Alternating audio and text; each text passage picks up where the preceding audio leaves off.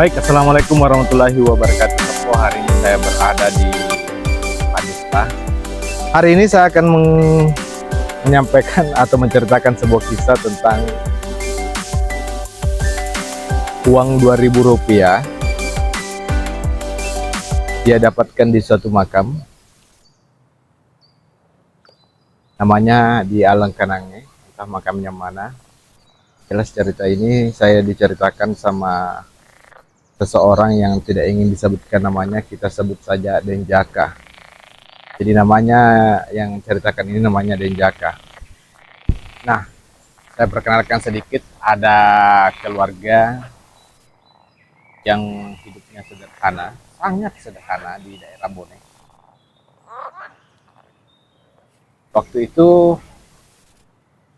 Denjaka menceritakan ada 4 keluarga, ada 4 anggota keluarganya, terdiri dari bapak, ibu, dan 2 anak, perempuan dan laki-laki.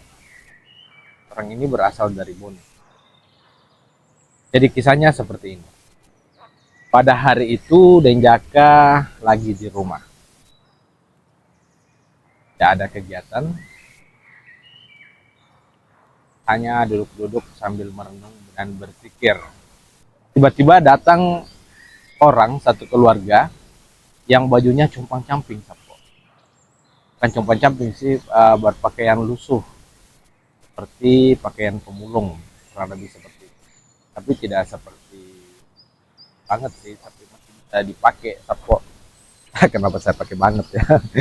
Iya, kita ikutin loga-loga Jakarta dulu, Sapo. Gile lu.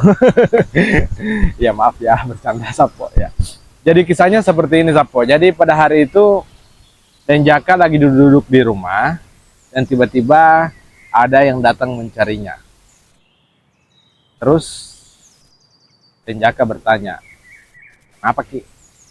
Ada yang bisa saya bantu?" Kurang lebih seperti itu maknanya, Sapo ya. Jadi singkat cerita, orang satu keluarga ini bertanya bahwa betulkah ini rumah Denjaka. Denjaka bilang, "Iya, ini saya dengan Denjaka sendiri." Akhirnya orang dari Bone ini, karena ini kisahnya, orang dari Bone ini berkata bahwa saya bermimpi mendapatkan uang Rp2.000 di atas Alangkanange.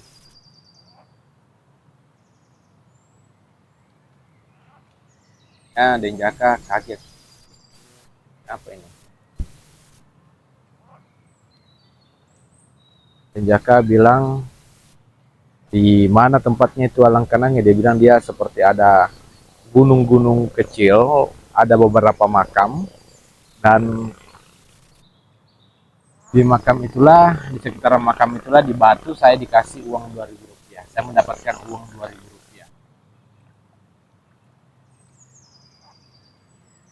Jadi kita kembali lagi bahwa kehidupan sehari-hari Denjaka ini adalah seorang yang sangat sederhana, tani, barangkali Sapo di sana.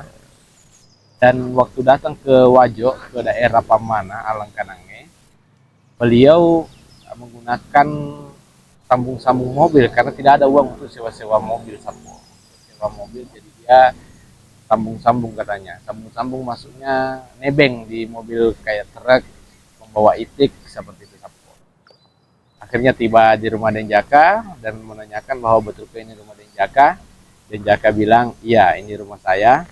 Akhirnya dia ceritakan bahwa tabe pung, artinya permisi Pak, tabe pung, saya bermimpi mendapatkan uang Rp2.000, tapi sebelum ke sana saya mendapat seolah-olah kaki saya dihantarkan untuk menuju rumah Bapak, rumah Puang. Akhirnya Denjaka kaget dan sempat berpikir keras, maksudnya ini apa ya. Akhirnya Denjaka tiba-tiba teringat kalau di dompetnya itu ada uang Rp2.000. Belum sempat dia belanjakan, sudah lama dia tidak belanjakan memang.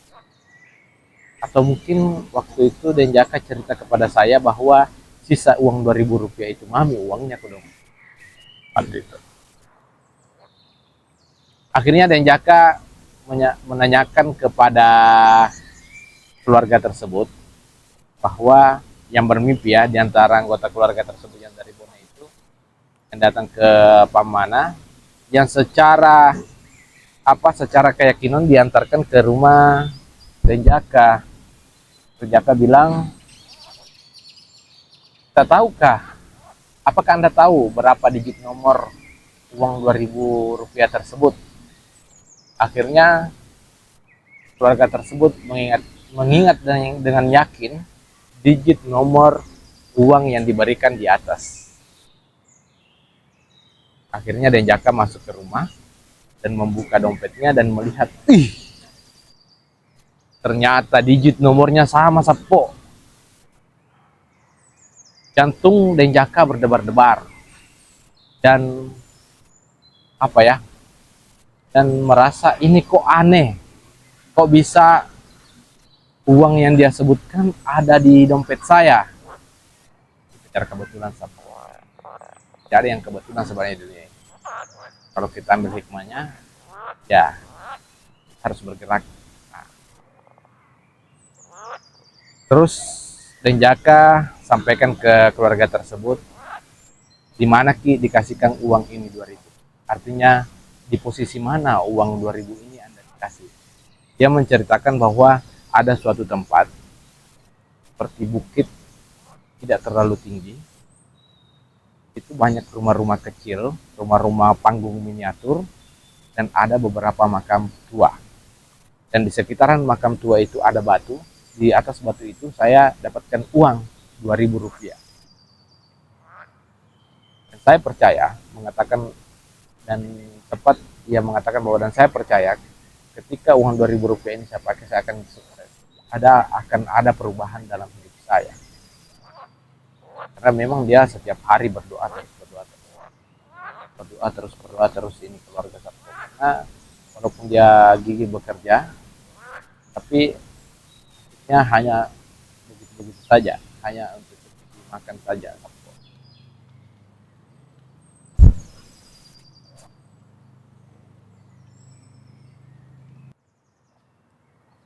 Akhirnya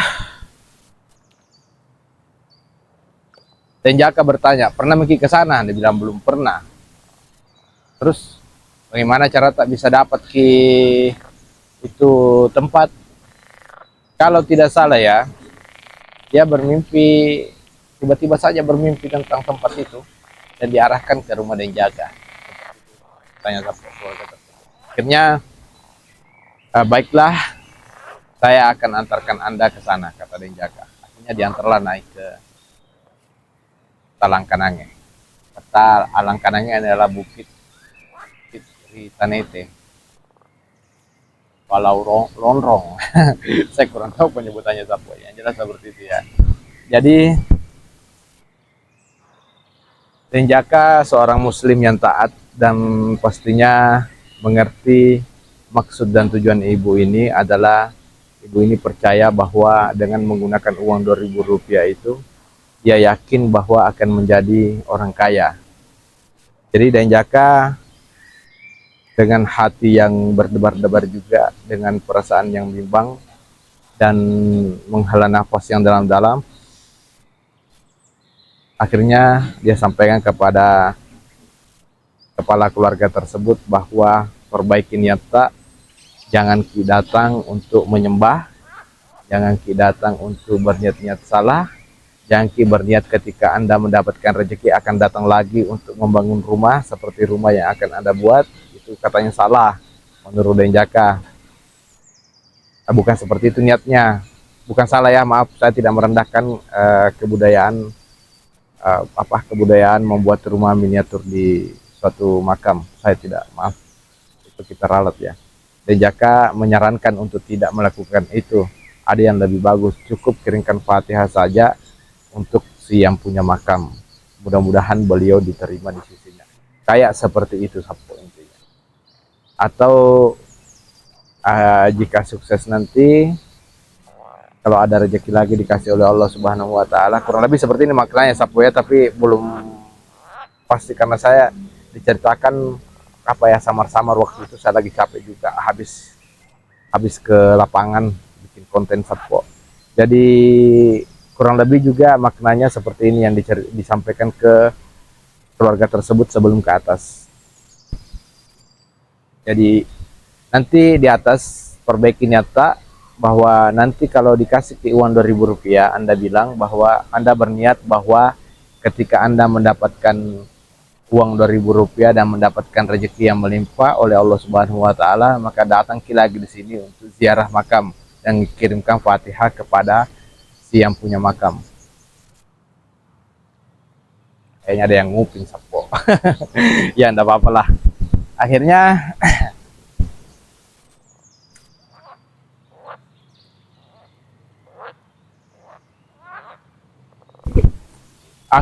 apa ya? Akhirnya tibalah di lokasi. Di lokasi makam itu memang banyak rumah-rumah kecil.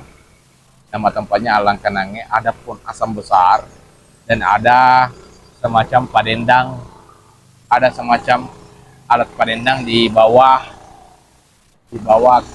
pohon asam. Dan ada beberapa makam dan saya juga pernah ke sana. Waktu pertama kali ke sana, saya mendapatkan makam yang begitu harum. Harum, aromanya seperti bau melati dan bau apa gitu ya. Enak sekali aromanya, kayak juga harum. Tapi setelah datang Pak baca-baca dan sandronya, itu hilang aromanya. Menurut Denjaka katanya apa ya? Menurut Denjaka katanya dia pergi.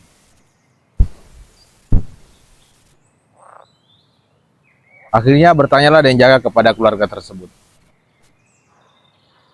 Pak, Bu, di mana Ki dikasih dapatkan itu uang Rp2.000?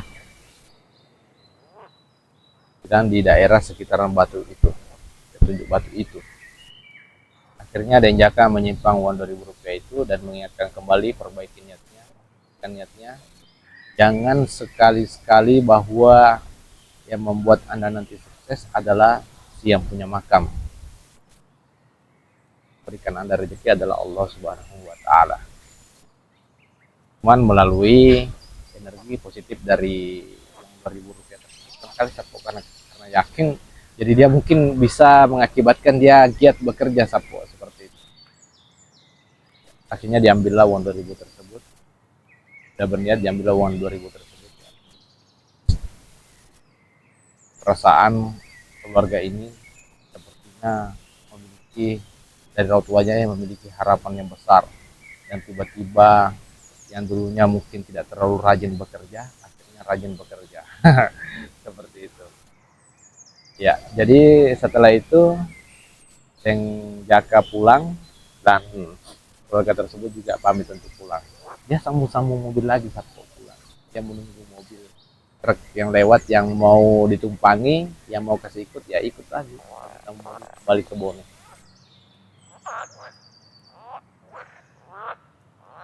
Denjaka pun melupakan kejadian tersebut. Saya kira ini pesugihan ke Sapo. Bukan pesugihan ya, cuma kisah nyata ini Sapo, serius. Akhirnya pada waktu itu hari demi hari berlalu, bulan demi bulan, akhirnya Denjaka lupa tentang kejadian tersebut. Lupa dia Sapo. Dia duduk-duduk di kolong rumah panggungnya. Tiba-tiba datang orang dengan pakaian yang sangat bersih dan mobil baru. Denjaka tidak mengenalinya, tapi orang ini senyum-senyum dan apa ya, keluarga ini senyum-senyum dan seperti akrab dengan Denjaka. Assalamualaikum, kata keluarga tersebut. Waalaikumsalam. Tabe Pung, permisi Pung, ya, katanya. Tabe Pung, permisi. Saya iya biasa engkai malah di dua sebur pihak kuyase. Saya dulu yang datang di apa, memperkenalkan diri di Alangkanange katanya, dapatkan uang 2.000 rupiah di Alangkanange. Oh, dan Jaka kaget. Oh,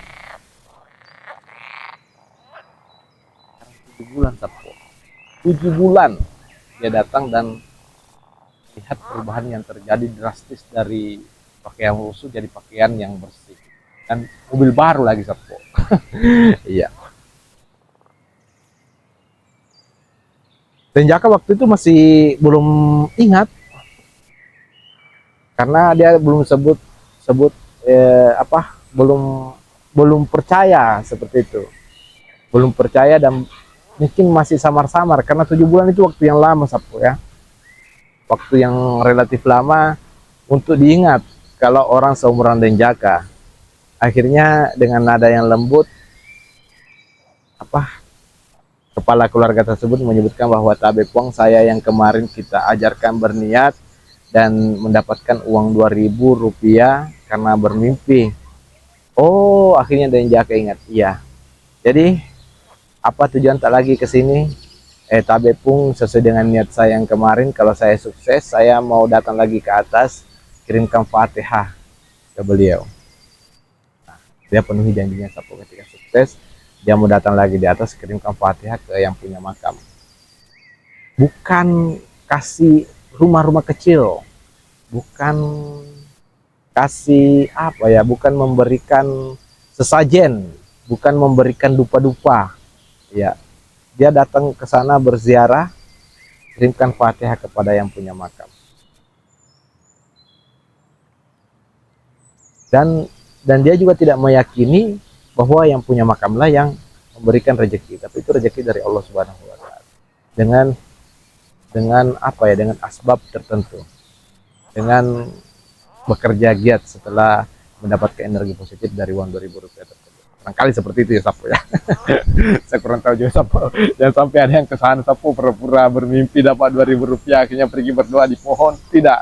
Konten ini bukan untuk apa ya, untuk memancing Anda untuk melakukan pesugihan, meminta-minta selain daripada Allah Subhanahu wa taala. Dan ini hanyalah cerita dan tidak boleh untuk ditiru ya. Hanya khusus untuk yang mendapatkan mimpi tersebut, dan mungkin mimpi tersebut dari leluhurnya atau dari mana kan? Apakah dari siapa? Tidak mengerti. Karena ini adalah cerita yang kuceritakan. Akhirnya naiklah di sana. Denjaka tetap memperingatkan untuk tidak memberikan janji-janji malu pada siapapun di atas makam. Jangan mengotori tempat tersebut.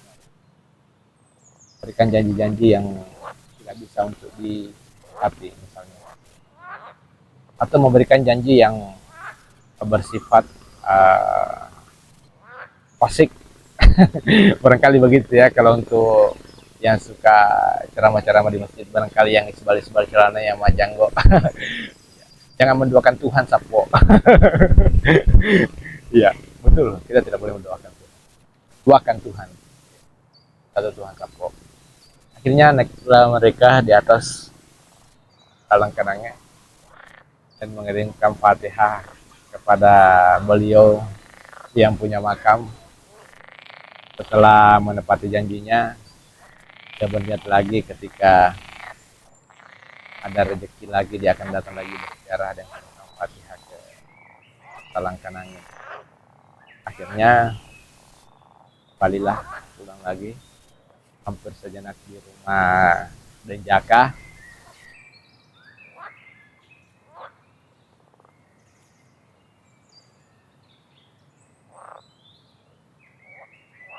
Setelah duduk Sapo mampir di rumah Denjaka, Denjaka mempersilakan untuk duduk, cerita-cerita usaha apa yang dilakukan. Jaka tidak ceritakan usaha apa yang dilakukan Sapo. Yang jelas dia sudah berpindah tempat dari Bone ke daerah Palu, Sulawesi Tengah. Apakah Palu atau daerah mana? Katanya bulan habis Idul Fitri kemarin dia balik lagi berziarah ke sana. Setelah itu kita cerita-cerita karena dia usaha dan mengobati rasa rindu kepada Denjaka, cerita-cerita dan berterima kasih kepada Denjaka. Akhirnya dia pulang. Tabe puang melona pale masima. Permisi pun, permisi tuan, saya mau balik. Setelah dia permisi, ada satu kantong hitam yang berisi apa yang jelas tebal. Tebalnya begini sapu ya, kantong hitam sapu. Dan diberikan kepada Denjaka. Denjaka menolak Tabe. Saya tidak melakukan pesugihan. Rasa tersinggung saya tidak ambil. Seperti saya ini nanti tadi kita melakukan.